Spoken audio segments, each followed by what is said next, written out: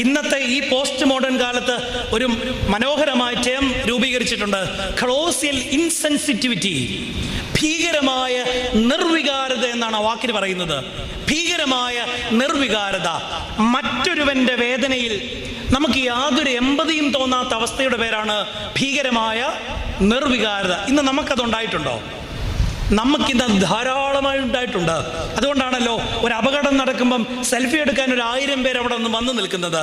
നമുക്ക് ഏശാത്തതൊന്നും, നമ്മുടെ ജീവിതത്തിൽ സംഭവിക്കാത്തതൊന്നും, നമ്മൾ അനുഭവിക്കാത്ത വേദനകളൊന്നും, മറ്റൊരാളുടെ വേദനകളൊന്നും നമ്മളെ ഇന്ന് അസ്വസ്ഥപ്പെടുത്തുന്നില്ല.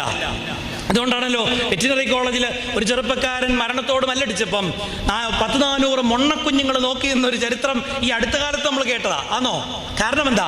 എനിക്ക് ഏശാത്തിടത്തോളം കാലം ഞാൻ എന്തിന് ഇതിനകത്ത് ഇടപെടുന്നു?